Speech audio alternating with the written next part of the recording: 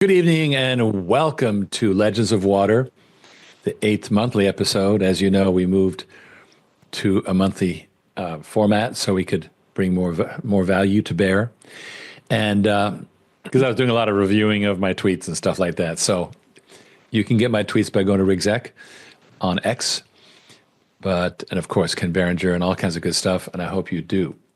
All right, let's get right into it with the safe harbor statement, and of course the Regulation D disclaimer, as well as the Regulation A disclosure. And we are going to start right off with a couple excerpts from podcasts. And the first one will be the Crooked Spine podcast. It's got a cute name. But basically it's a chiropractor who covers health, fitness, and stress relief, and he got interested in water. So with that, I am going to let AJ play this. One will be in order to transform something, you're going to have to literally just break it, right? And restart. The guru that I follow is Clayton Christensen, the late Clayton Christensen, who wrote a great book called The Innovator's Dilemma. Okay. And in that book, he says, every single company, the seeds of its future are in that company, but being suppressed. He took the disk drive industry as an example. Each generation of disk drives destroyed the previous company. And who destroyed it was the engineers for the previous company who were suppressed and went on and created their own company and destroyed the previous one, Quantum, whoever. And so you have these waves of innovation that is destructive to the previous company. And why can't the previous company change it? It's because their business model is built on selling that, right? I was with my wife over Thanksgiving in Ensenada on vacation. Nice. We're by the side of the road. We tried to walk. Big mistake. We arrive. Finally, we're somewhere along the coast road. Okay. Let's take a cab. Yeah. Tried calling a cab. Oh, I'm sorry. We don't know how to get to you. I said, fine. I pulled out my phone, Uber app. 3 minutes later, the Uber shows up. Thank you very much. To this day, the taxi industry is broken. After 10 years of Uber, what the hell? Right? Yeah. You'd think they would have fixed it by now, but no, they're locked. And so really what we're doing here, Uber broke the model, but in the process, they made it much bigger. They democratized public transportation, right? The number of drivers vastly exploded from cabs, right? And it may be like, oh, I'll just take an Uber. Whereas before, do I have to take a cab? I don't know. Let me get my friend to take me, right? No. So you're redefining the industry, and that's what we're doing. So we're saying, okay, it's time for revolution. The revolution is businesses do their own water treatment. There's benefits to that. And furthermore, our investors, regular investors like you and me, get to invest their money in something that's revolutionary that they don't have access to. NVIDIA is already too expensive, right? Forget that. Forget Airbnb and all that stuff. You want to get on the beginning of something, invest in the beginning of an asset-based revolution and become an investor in these managed services.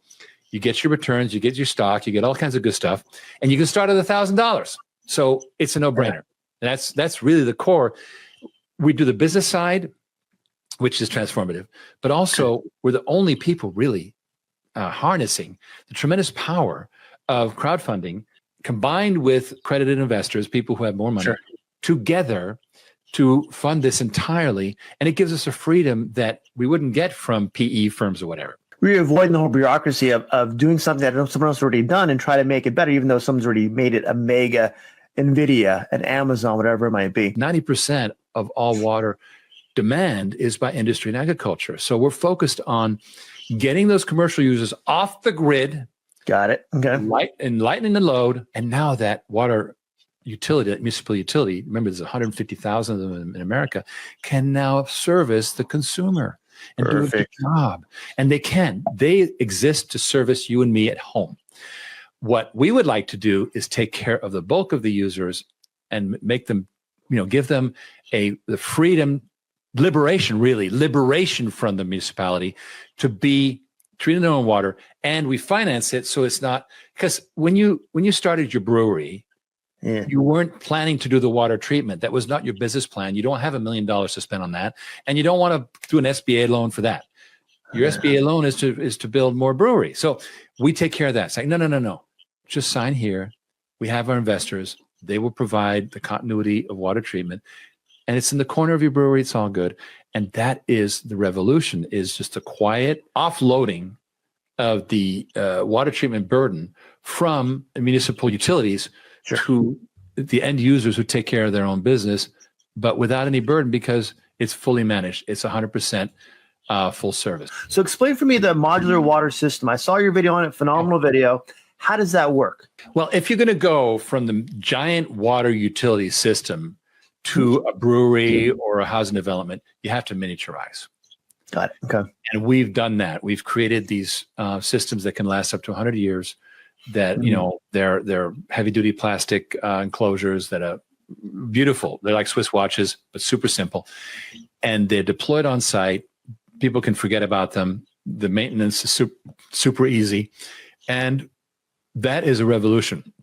We are experiencing a gigantic growth in demand because so many people, Dr. Tony, are just relying on this explosion, but they don't know how. They say, here, just sign here. And it's so simple. So, and not only that, for example, in Texas, we got one of our standard units pre-permitted by the Texas EPA. It's called the Commission. Perfect. Right? Yeah. And so now, just take this, no permitting, you're done, put it in, and you're set. Dan Early at Modular Water Systems has done an amazing job of just standardizing these things, and it's no muss, no fuss. They're sole source. Most of these things are sole source. He's solving it for America. So we're so proud to have Modular Water Systems on board. We have the financing system behind it from our investors, and we have another division, Progressive Water, for the big jobs. And we think we are bringing about a liberation revolution for businesses with water. What are one of those units? I didn't see on the website. What are these like? What's the average cost of installing it, putting it in, maintaining it? Nominally, they're from between $250,000 and $2 million is the rough price range, right? Sure. That's if you're thinking about a mobile home park or a small hotel or whatever, right? Housing development, that kind of thing. But there's a cost of operation. You're talking about, you get the system installed. Then you have your maintenance, you have your water engineer, all these things going on. We take all that problem away and we say, okay, one check every month pays for all of it. The water system, the maintenance, the consumables, permitting, everything all in one. Just pay one check for everything. And people are so grateful, like, simplify my life, please. I'm not in the water business. Yes. I'm in the chiropractic or whatever business. Yeah, that's my business. I'm into helping people have homes or properties that have clean water that can have safe water for their property and themselves and their families.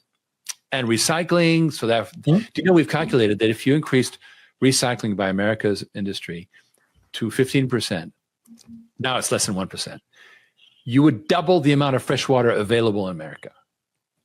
Now, everybody's fighting about the freaking fresh water, but they're not recycling it. Hello, right? Now, Vegas did that. Vegas realized they had a problem, and they've done a lot of good stuff. We want to take that all over America, and that's done with these innovative, decentralized water systems. What we do really, really well, Dr. Tony, is we take great care of our shareholders. Good. I have shareholders who were with us in 2007. They're still with us, right? Why? Because we make sure they win, and they do okay. And they know that we're doing something huge. So when you join the OriginClear Water on Demand family, you're being taken care of. We make sure you win. We're there right there alongside you. I haven't made my fortune yet. I am relying on the success of Water on Demand to succeed just like my shareholders, and they know it. This is the time when it explodes, when we put in place all the systems, even for systems that people pay for up front. Sure. It exploded. We have $24 million in order backlog, quotation backlog. It's crazy. And now we have the next phase, which is people investing to pay for it so the client doesn't have to. But this change is happening. And what our investors know is this is the most worthwhile use of their money, and they will get great outcomes, but they will also have changed the face of human health in America and eventually the world. That's what I want. That's what people say. People and I know a lot of companies. People will invest in, for example, Altria or companies like that, Philip Morris, where they're great dividend, great company, but ethically, are they doing the right thing? you guys are doing the right thing. Why would you not want to invest something if you're doing the right thing to help not only your community, your people, but also your pocketbook? As you see things, it's a win-win-win for everybody. I'm going to make a prediction. Okay. When the big water companies finally wake up and they realize this is a giant trend that's happening, they will look and find water on demand is already doing it. And perhaps they'll find water on demand worth snapping up at a heck of a valuation. And that's why we want our investors on board now. What are the physical and potential assets for growth and stable cash flow for investors? You mentioned part of it, but can you be more detailed about that? When people invest in water on demand, they're getting a piece of a water system, right? They get to benefit in the accelerated depreciation. They get to have tax benefits, all that good stuff. And they get annuity, right? But in addition, they get stock. So they get all of it. They get the depreciation, the annuity payments, and the stock. We give it all to them. So they benefit directly from being founding investors in these systems. So that it is backed up by assets that they own a piece of through direct ownership. They have the ability also to participate in the stock play. So it's the best of both worlds. Perfect. Because look, it's all very well to make 12 or 15% on your money. Great. But it doesn't really beat inflation. Let's just be real. You need to do 200 or 300% on your money to get somewhere. And I don't think you should do it with a meme coin. I'm sorry. It's not going to happen. Yeah, I'm more like, give me the stable companies that actually have products, have physical buildings, and have done it for a long time, that pay a good dividend. And I've done it for the last 20 years. That's all I do. Riggs, made my job easy today. Thank you very much. Doctor, it's such a pleasure. I wish you the best of luck. I appreciate your coming on board. And let's stay in touch. Very excited. We're feeling the revolution. We're feeling it happening. And there's going to be some major coverage of how we're kicking it up several notches. First, I'm going to play a small excerpt from Wicked Planet. And Wicked Planet has a nice little excerpt. I think you'll get some of the drift of what I'm talking about here. So let's let her roll. And the one reason why I've always been really interested in water is something that somebody said years ago, and it stuck in my head, that one day wars will be waged over water. Well, that's been that way since the time of Babylon. Come on. I mean, the Hanging Gardens of Babylon, right? Think about it. Why did we have the Roman Empire overrun by the Visigoths? Why was Europe later overrun by the Germans and so forth? Well, it started with desertification of the Gobi Desert and the Mongols being forced, not the Mongols, but whoever was, east of them. And it was a ripple effect, and it totally overwhelmed Europe. And how the Angles and Saxons end up in England, right, and overwhelming the Celts. It was all because they were in pursuit of fertile land that was well watered, right? So we've had this forever. One reason why Jordan is not fighting Israel is because Israel is providing water to Jordan. Right. So they're not going to, hey, this is water. This is more important than anything. Ron, we take water so for granted. I turn the tap on, the water comes out. I flush the toilet, water goes out. Excuse me? That's a domino theory of things that could fall apart any minute. Do you know that there's a sewage overflow event every 2 minutes in America today? Oh, I'm not surprised. Yeah. Right? So it's maybe happening in somebody's backyard, but it's still a bunch of sewage being, overflown. I don't know why, but we're just kind of like mesmerized by the possibility that nothing will happen. But the truth is, it is happening. Now, who is aware of it? Maybe not consumers, but businesses are. The more you dig into it, the more you find out that there's all kinds of businesses that are desperate for a water sewage connection. Now, you say, well, what about the water connection, Riggs? That's easy. That's a simple pipe or a well, whatever. You can fix your water intake problem. The real problem is once you do your industrial processing or farming or whatever, you've now made the water dirty. What do you do with it? And that's a much bigger problem because we have this big, giant problem of forever chemicals. I was on Dr. Peter McCullough's show the other day, and he was keenly interested in the problem of forever chemicals. Well, those are being generated by industrial polluters, and they're meeting the law by sending it to the city, but it's not enough, right? And now there are class action lawyers going after not the city, but the original polluter who thought that I took care of the problem and sent it to the city. Sorry. So what we have is we have quietly catastrophic events happening that are affecting our health every single day, and we are made of water. So Right now, I'm filled with tens of billions of nanoparticles of plastic, and it is what it is. But we can start working on reducing those loads. We can start having cleaner water. And most important of all, we've got to allow companies to expand. Right now, for example, I'll just give you one simple example. There is a land boom going on right now between Dallas and the Oklahoma border. Housing development is just exploding, going north.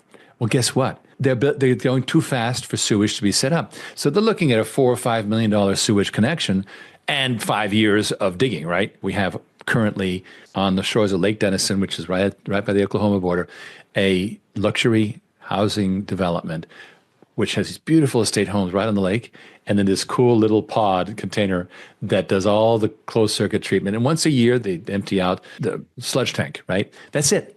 So they're completely independent. How much did they save? So that is who we're going after right now, is the people that are stranded. More and more are stranded because we have a reduction in municipal services. For example, trailer parks are being forced to upgrade their water treatment from nothing, i.e. dump it in a pond, to proper water treatment. That's what the state EPAs are telling them, or else they literally should be shut down. But the cities are saying, oh, no, I'm not connecting you. Forget about it. And so what do? They build their own systems, and they'll do whatever they have to. Now, the second giant problem is, and we ran into this once recently with, it was even in the news, this poor lady who owned the Neville Home Park in Pennsylvania. You can look up the news. She was hit with a demand to fix her water treatment or shut down. At the time, we didn't have our capital-free option, and so we sold her a system. She had to sell half of her mobile home park to pay for the sanitation. Now, she solved the problem. 50% of something is better than 100% of nothing. Sure. But that's not fair. That's not right? We're supposed to have water treatment. So this is why we embarked on the most important part of our mission, which is, Ron, you need a water system for your brewery, your mobile home park, your RV campground. No problem. Sign here, 20-year deal. You're on our meter, not the city's. It's fully serviced. No muss, no fuss.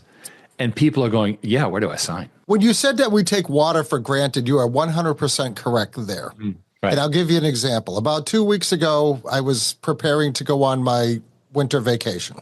The day before we're getting ready to leave, my well pump in my artesian well decides it's all done. The well pump stopped working. Okay. My niece comes to me and she says, any idea why the water's not working? I'm like, don't even go there.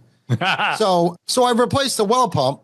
It was like, I woke up that morning, it was 5 degrees below zero. So yes, water is very important. And when you don't have water, it's a major problem, right? Under my sink, I have a full reverse osmosis system. It gives me perfectly drinkable water.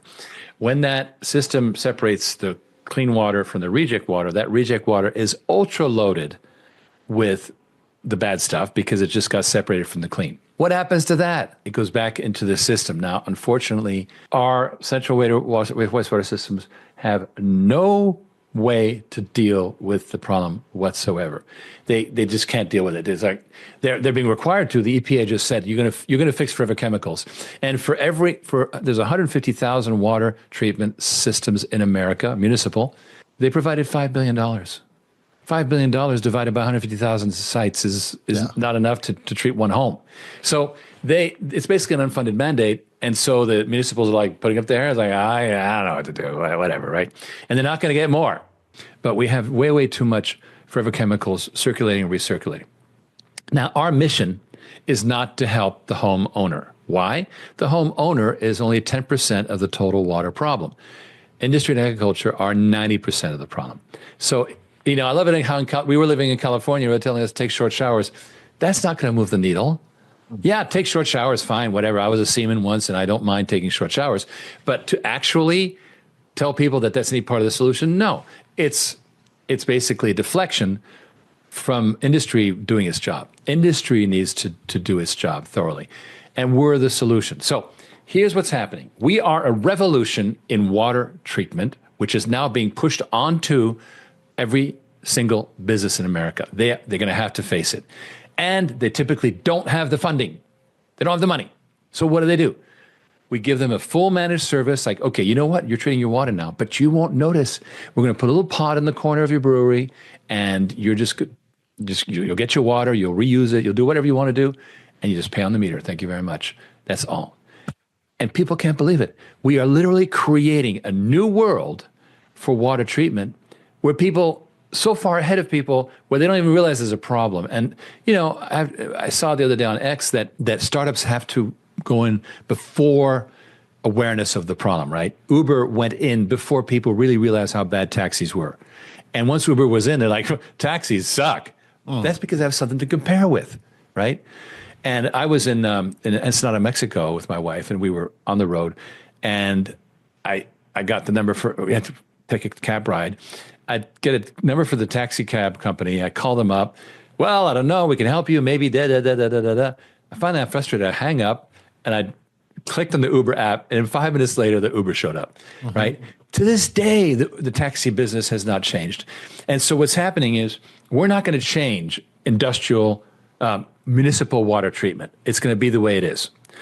What we are going to do is pull away all the industrial and agricultural stuff, have it done properly, and then what's left, we'll treat the individuals, you and me, in our homes, and do it properly. That's the future. Thank you for coming on the show, and I'll hope to talk to you real soon. Let's do it. Let's check in. Great story. I love that Wicked Planet guy. I was fixing my well at -5 degrees. But it's true. There's a lot going on in water. And the main challenge here is focus. Now, before we go on, I want to address some comments that have been coming out. John, you've got some questions about your stock. The team will reach out. We've got your information. Scott Norris has a question. What about acquisitions? Are you selling PWT? Right now, what we know is that Modular Water Systems and Water on Demand, the capital play, these are core. PWT is a very good company, and they do the higher end systems, but they're custom, so they're harder to scale. So you've got a very good point there, which is that PWT could be a very good company, but maybe not in the WD lineup. We're going to evaluate that. We are looking at acquisitions that support MWS, and there'll be much more about that. Another one of you asked about what about all the stock I've got in a brokerage account, what I would do about it. And please send email to invest@originclear.com, invest@originclear.com, and we'll take care of you quickly. And I had a last comment, which is, where's the fourth quarter results? Well, at the end of the year, the next thing that you get is you get the annual report, which comes out on 15 April. And that includes the fourth quarter results. In other words, there is no fourth quarter quarterly report, because immediately after that, 45 days into the quarter, you're sitting there at right now where we are, which is February. But in fact, I said April 15th. I had taxes on my mind. It's March 15th. And so there's going to be that. And then right after that is the first quarter report, which is 15 May. Basically, right now working on the annual report. It's going extremely well, very smooth. I'm very proud of the team. Because now they have to run two sets of audits, one for OriginClear and one for Water on Demand, the spinoff, right? Okay, so what we're going to be covering next is something really, really interesting. And it came out of a reevaluation of what's been going on here. We've been so focused on the capital-free option, which is a huge play, that all of a sudden in background, Modular Water Systems starts blowing up. And recently, in one of these podcasts, I was talking about $24 million worth of opportunities. No, now there's $30 million. It's just going crazy. And so what's really happened is Modular Water has really come of age. And that caused us to go, wait a minute, while we continue to develop the Water on Demand capital-free option, let's really expand Modular Water Systems, create profitability, reward investors for profitability, make PWT stronger, and that's what I'm going to cover next. So let's get into it. This is a very short slideshow that we created that tells basically the story. Now, what's happening? First of all, industry can't use water utilities. That's become a fact. So the industrial users, which are roughly 50% of all water use in America, the other, basically, it's the split is 90-10 between industry and agriculture and residential, and of the 90%, half and half is industry and agriculture. Industry is stuck. Why? Number one, hyperinflation of water rates continues to be a problem. Water rates, prices exploding faster than college tuition and healthcare. Okay, capabilities. the water utilities are not doing a great job of actually treating water, and they often don't even accept new connections, right? They are overwhelmed. Number three, distance. A lot of housing developments, for example, are being built way, way far away, and it's going to cost 5, 10, 15, $20 million to connect to sewage, and that's not feasible. Workforce is aging. We have what's called a silver tsunami. 7 million plus water utility civil servants are retiring, and that is depleting the capability. Litigation. Polluters are finding that when they sent the water to the city did not treat it right, did not clean out the forever chemicals, and now guess who's being sued? Not the city, the original polluter. And so we might as well do it ourselves because the class action suit's going on. And finally, we know what's going on with DOGE and so forth is deregulation.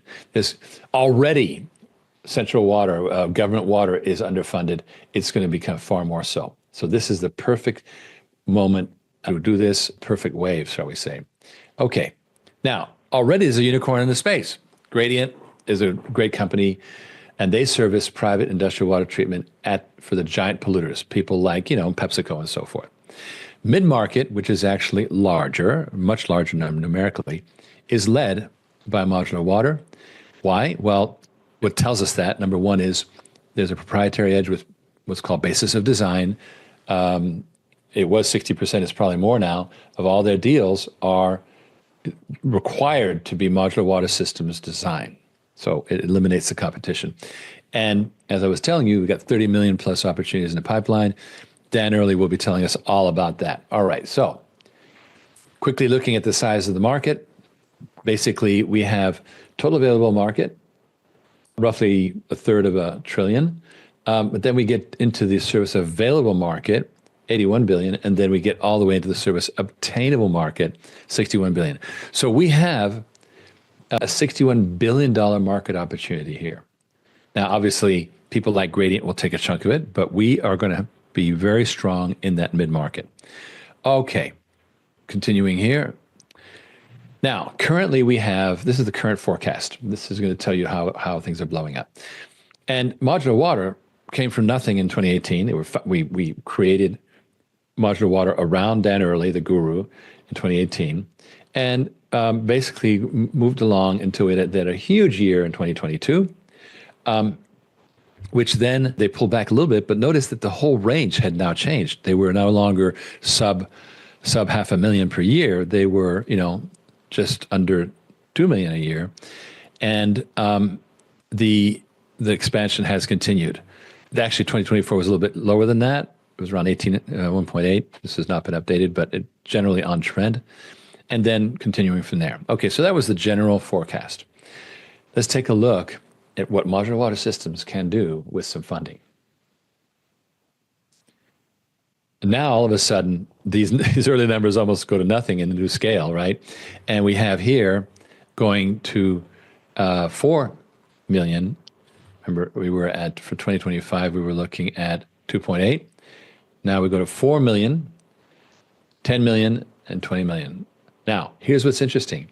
It does wonders for profitability. $4 million profitability in 2027. These are very preliminary numbers, versus $4 million in gross in 2027. Do you see? It completely changes the economics of the situation. We're very excited about this. So that's what this looks like. So let's take a look now at the use of proceeds, because we're reorienting the funding to do these things. Number one, expand MWS, make profits. Expand PWT, make profits. Water on Demand is still not fully staffed. So while it's not fully staffed, OriginClear continues to provide finance, marketing, et cetera.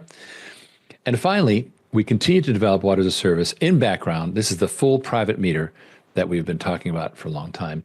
And out of this round, we intend to have a showcase Water as a Service setup fully operating. So that's kind of the picture. And of course, go to waterondemand.net. There's Invest Now, which tells you so much more about that. So with that, I'm going to go ahead and jump in with Mr. Dan Early. Now, Dan, thank you for jumping in.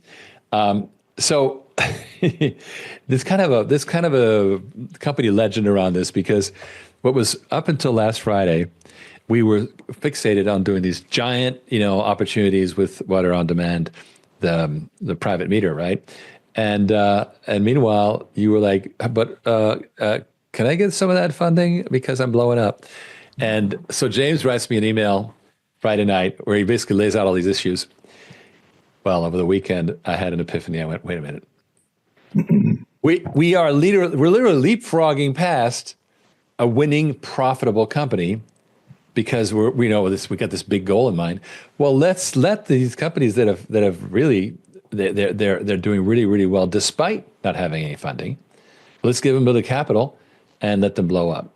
And that's what's we've been working on since. Your general manager, John Vines, has been doing modeling. He's been sending it over tonight. It's looking really exciting.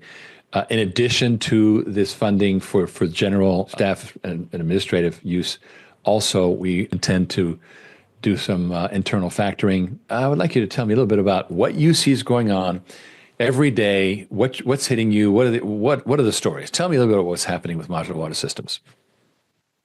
I'll be glad to, Riggs, and thanks. Good to be back with you this evening.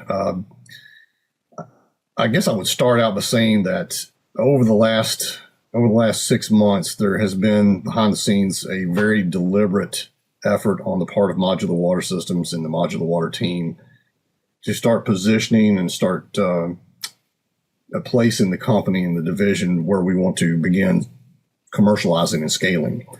We've spent the last 4 years in product development, product innovation, field testing, field trials, perfecting and evolving our manufacturing capabilities. And all of this especially over the last 24 months has proven to us that everything that we've been doing, everything that we've been saying is trending in the right direction. The feedback from the market is spectacular. The adoption by the engineering world is just phenomenal. So we know that we're ready now to start transitioning. I would say closing down the R&D phase of things and then transitioning to the commercial and scaling phase of growth. That is generally what's been going on. Now, in parallel with that, we knew that we needed more sales. We needed to grow our geographic footprint, our sales footprint around the nation. We have got a ton of good channel partners and distribution partners already working with us. They've been working with us for several years. And now that we are starting to expand our footprint, get our product capability out into different regions that they've never heard about us, what we are seeing is that the world wants the product technologies and the engineered solutions that we've developed. So that is generally what has been taking place.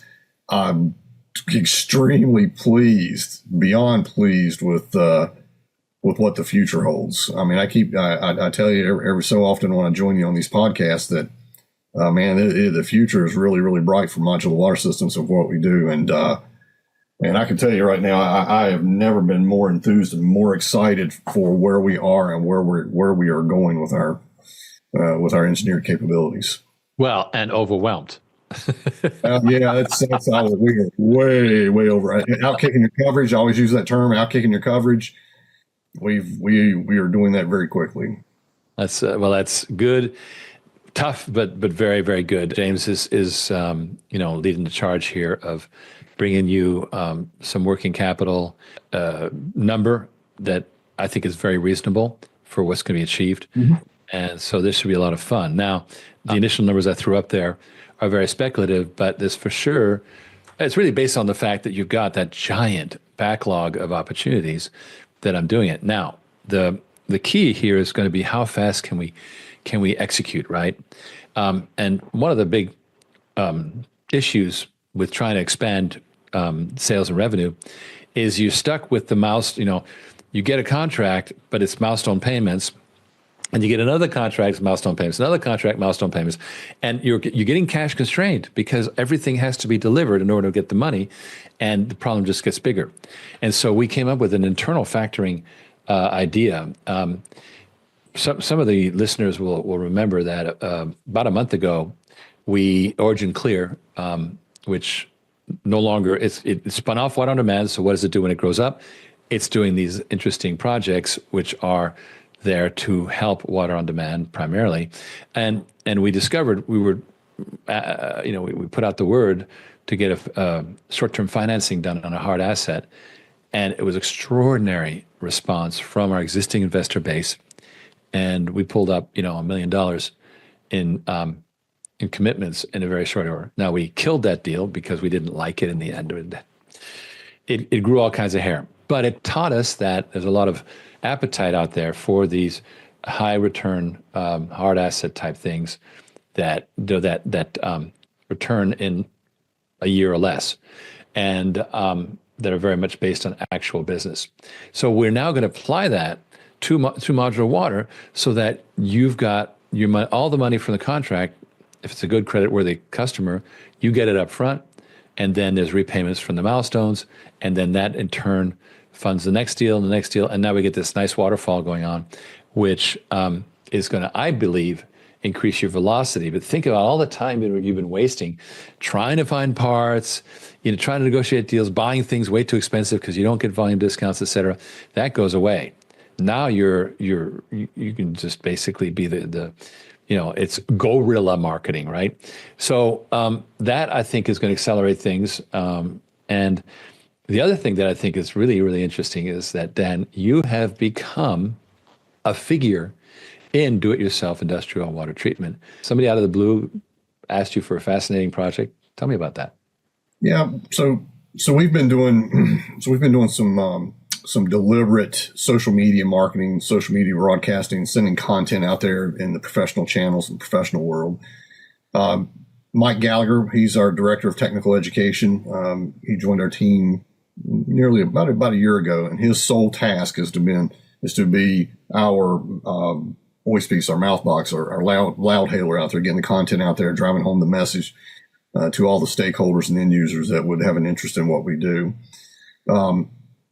What is happening is that message that has been going out is now turning around and coming back to us in the form of people that are interested and they want to find out what we're doing. They hear the message, they see the website, they understand the value proposition around the products that we're creating and the services that we have. And so just recently, a consultant working for a large East Coast city, I'm not going to name any names, but it's one of the big ones, if not the biggest one. That'll help the audience. But this consultant's working on they've got an environmental study, and this large metropolitan region commissioned this engineering consultant to go out and say, hey, we've got this unsewered drainage basin that is on the outskirts of our metro area. It is in a watershed basin that provides most of the drinking water for our metropolitan area. What would be a good approach to providing sewer service and sewer utilities to these unsewered areas out there that are now just like well and septic and their own individual septics and with no centralized wastewater utility system? That consultant reached out to us, called us up, and seen some of the stuff that we've been promoting, so our website, LinkedIn, YouTube, and all that stuff, and had an amazing first meeting with that engineering group, and so much so that they have said, we want you to travel, come to see us. We want you to meet with our engineering team, and they want to learn more. They really have a strong understanding and a strong appreciation for our approach to decentralized water and wastewater utilities. Super jazzed, super excited, super flattered that such a high end, which could be the ultra high end type of client, is connecting with who we are. That is amazing. But I've been telling everybody for years that the big metro regions, their die is cast. The commitments they made 20, 30, 50 years ago to the centralized planning, they cannot do or keep up with what is happening today. The world is changing so fast. The demands are growing, are ever increasingly larger with each year that goes by. And so the only way you're going to be able to do a lot of this stuff is to go decentralized in these specific areas. And that's just, it's happening. And in the next 5 to 10 years, this is going to be a massive, massive market opportunity. Wow, that's fascinating. So basically they're parachuting in resources where there's holes, as opposed to building more giant plants. They can't do that anymore. There's no real estate. There's no money. But what they can do is they can do point or targeted water treatment right there. Boom, boom, boom, boom, and actually deal with problems. It's if they do it fast enough, they actually can solve the problem. For a long time, I've talked about Miami-Dade, which has over 100,000 sewage systems, septic tanks that they're trying to get rid of. But unfortunately, 100,000, they're all over the county. What are you going to do? Run sewage to every home? And no, it's not going to happen. So their only solution is a decentralized solution, because they're going to have to fill in the holes with your modular setup. I'm blown away. And what I'm blown away at is that they recognize you're a known factor. And so we are definitely on the radar. We definitely are. We are. These big metro regions that they can never reuse and reclaim at the big mega wastewater treatment facilities and then send that treated water back to the far outskirts from where it originated. So what's going to happen is they're going to build these they're going to specifically engineer and design these utility systems, and they're going to do point of use, reuse and reclamation. It's going to be a hybrid model. I tell everybody, and this is what resonated with this consultant, is that our approach is a hybrid model. Where we still use the public water system. We're still connected to the public sewer system, but we are reducing the demand on the public sewer system by as much as 95%, because we have the ability to treat locally, reuse locally, to reduce the demand globally within the central utility. That's an amazing new market opportunity. The one thing is, of course, they're slow moving. They have wonderful intentions, but it is government. So we're not going to use this. We're not going to hold our breath. But it's really, really good to know that we are the player in this game. We're going to keep expanding the private sector. With that, Dan, I'm going to go ahead and open it up to our full team, the full group. So the freewheeling discussion is upon us. Let's have the gallery. Hollywood Squares. Hollywood Squares. See, I love that. I love that. I'm not too young to have missed out on Hollywood Squares. No, I mean, this has actually been super exciting. I mean, the fact that you have that meeting, Dan, is one thing, but this is not exactly new. You were telling me about how there's a certain municipality in Georgia that basically said, hey, we have a pump station need. And from now on, it is the edict that has been passed that no other pump station shall be purchased for projects in this municipality other than modular water systems, right? And I find that, one, fascinating, but two, it's really encouraging. I mean, you and I have had a number of powwows recently, and I keep saying it, and I think people obviously recognize that it's one thing to understand that there's a need for wastewater treatment, right? We know there's needs. We know that there's needs for pump stations and all these other devices. We know there's needs. But there is a status quo solution already. The problem is that status quo solution is very people intensive to plan and to execute on. It's very labor intensive to pull off. And then it doesn't last very long. I mean, 20 years in the scope of a municipal project is really a short time span. I mean, you have to figure out how to pay for the next one by the time you put the first one in. Yep. And so one of the biggest competitive advantages that you have, outside of the fact that because of the nature of these things, they're so long living, the longevity of them, it's the fact that you put so much effort into making it easy. And I want you to tell people more about that, because it is a massive differentiator in the space of the amount of consideration you've put in to making these devices easy at every step of the way. Okay, so AJ, hey, I appreciate the accolades there. The one thing that we have done, so it's Modular Water Systems. We are an engineered. I say we are an wastewater infrastructure solutions company. That's what we really are. Now, we talk about decentralized wastewater, which is one aspect of our business model, but because of our manufacturing approach and the way that we do things, it has allowed us to derive these other product capabilities. In this instance, the packaged wastewater pump station, which, what the heck is that to the everyday person? Well, these wastewater pump stations are everywhere. They're out of sight, out of mind. People just don't see them. But when it comes to a wastewater utility system, if you are an end user or an owner, it is one of the fundamental collection and conveyance capabilities that's within your utility system. These wastewater pump stations are notoriously difficult to maintain. The old school materials of choice, being a civil engineer, using concrete and steel, that's all that they had. That's what the engineers had to work with 50, 60, 75 years ago. Still the material of choice today. The problem is it gets eaten alive. The operating conditions were terrible.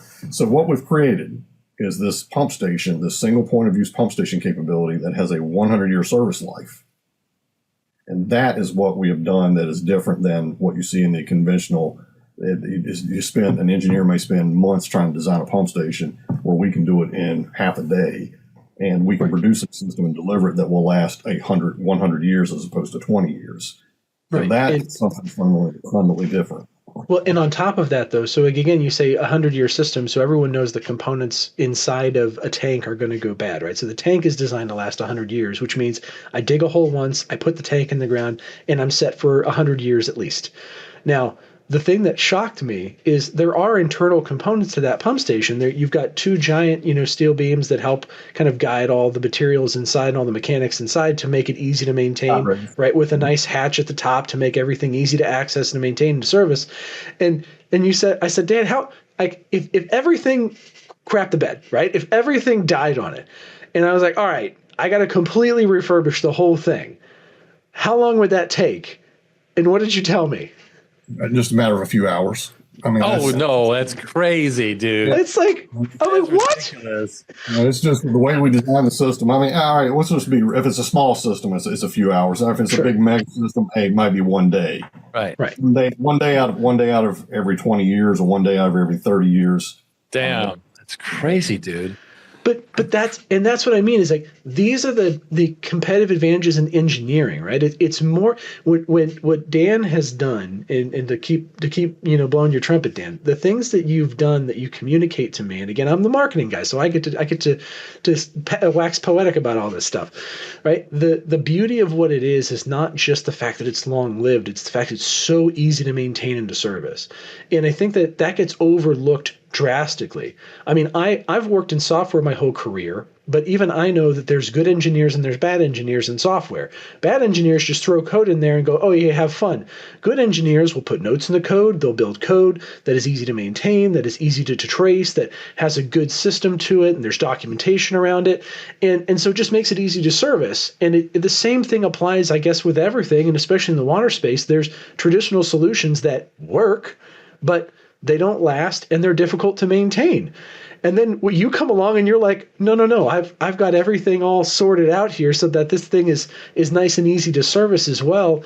And I think that's one of those competitive advantages that we just can't overlook with people, because it's huge. You get a day every 20 years instead of months worth of planning, if not years. That's huge. So huge. It's incredibly powerful for the public utility market. The pump station product line was designed specifically for the public utility end user, for that maintenance service manager who is pulling his hair out, trying to figure out what to do, how to fund this thing, how to maintain service when it's offline for the next month and a half. I mean, it ultimately was geared for that end user. Right. I wanted to pull in James because he was the star last month, and it's been a wild month for you, my friend, right? And it has. So you're looking at three divisions that you're operating, which is obviously Modular Water, PWT, and the fledgling Water on Demand Capital. And so, in general, just how's it been? How are things rolling? It's been a wild ride. To be honest. I mean, look, to sum it up in a minute, I've spent the first month, or I guess we're 6 weeks in now, Riggs, as you and I discussed the other day. It's 6 weeks, James, come on. You're 20 years older already. Yeah, exactly.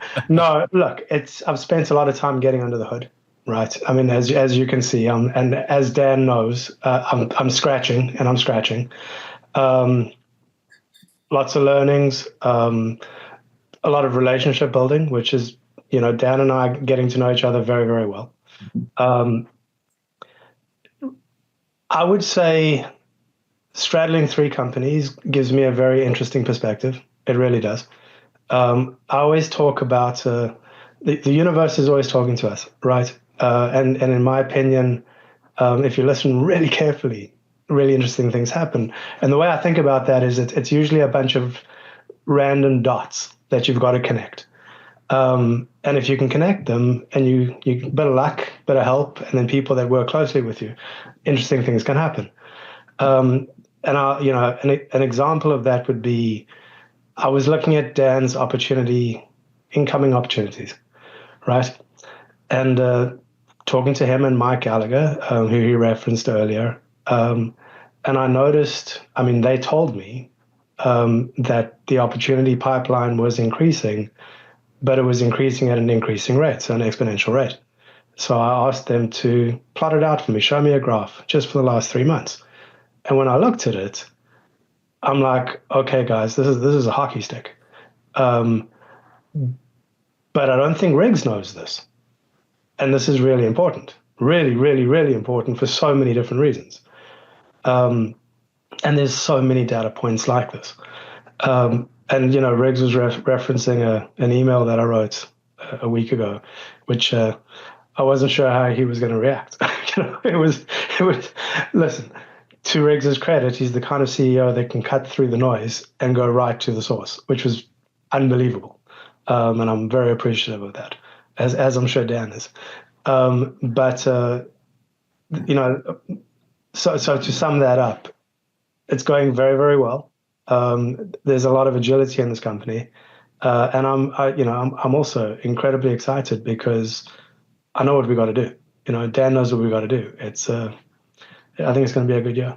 Not to forget PWT, because you and I were there on the 6th of January. Yep. Oh, yeah, absolutely. A very cold 6th of January. Oh, yeah, of course.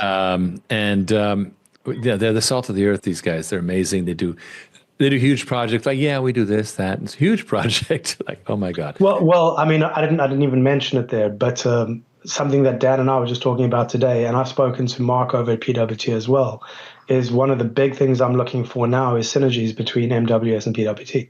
It's a huge thing for me. Now, there's a number of things that Mark and I are working on which are not important for this call, but there's a lot of stuff I'm doing on that side as well to help them. But a huge piece that's important to me, and I'll say it in front of Dan because he knows, I've said it to him many times before, is I need to find synergies between the two companies. As Dan is building more and more of sales opportunities, etc., not opportunities, but sales, wherever it makes sense, I want to send work to PWT. It just makes sense. Well, talent is the biggest asset there is, and if you've got veteran talent, oh my God, right? You put 100% right. It was Dan's recommendation, so it's not. So yeah, it's going well. It's every day is a new day. Every day is a new day. Well, thank you, and I appreciate what you've been doing over there in Huntington Beach, and which is, I think, was the first non-sanctuary city in California. We're a rebellious bunch. It's I tell you, this is the sign of the times. But it's very true that there's a new wave, which is all about adaptive systems, adaptive people.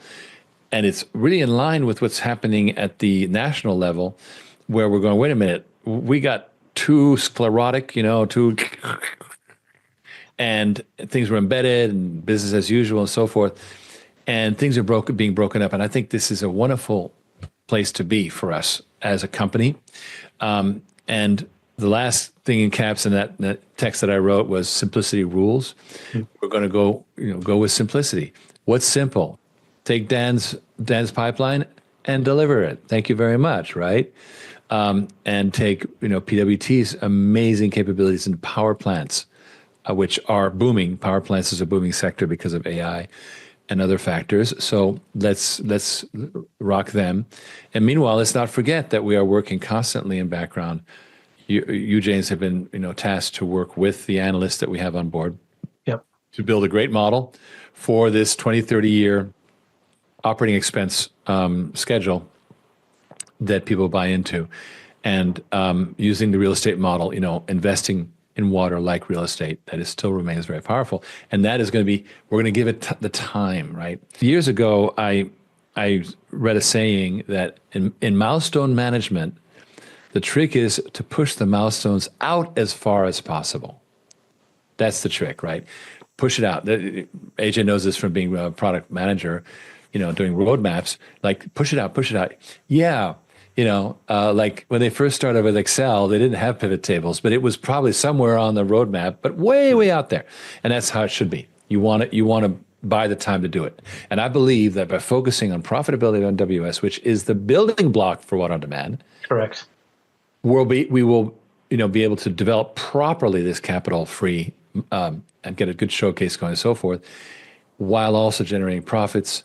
It's very healthy for our investors, for us, and we become less dependent. It's really virtuous on all fronts. And I personally think that we are blessed to have a team like this, to have in this moment two very strong divisions that are rocking it, and all they need is support, as well as this continuing opportunity in the water on demand capital. So with that, well, before we pop off, Riggs, we did have one additional comment from William, who basically said the state of Arkansas passed legislation for water and sewer updates for about $50 million. Arkansas needs help. So one of the things I can tell you, William, is I know one of Dan's objectives, and even as you saw Riggs, say it earlier in the presentation, that expanding and getting more, reps in additional territories and areas that we don't currently have reps is definitely one of the things. So I will make sure that we work with Dan to put a pin on Arkansas and see what's going on down there. Yeah, I'm happy to report we just got a rep in Arkansas. Well, there you go. Hey, there you go. Serendipitous. The secret sauce of industrial water treatment is a rep network. Yep. And I remember just before COVID, January 2019, Bill Charneski said, we got to get reps. And he went ahead and lined up a bunch of reps, and it actually helped us tremendously in both divisions. So we've had great people, and I'm super proud. I want to thank everyone for having joined this broadcast, Legends of Water. Dan, you are the legend this time. And, I know you'll bear it with no false modesty. So enjoy. Thank you all for coming. And we will see you again the third Thursday of March, which shall be, I'm looking at it right now here, to the 20th. Thank you again to all of you, and have a good night. And again, always, we appreciate the help that all of our investors bring. All right. Thank you. Thanks, everybody. Good night.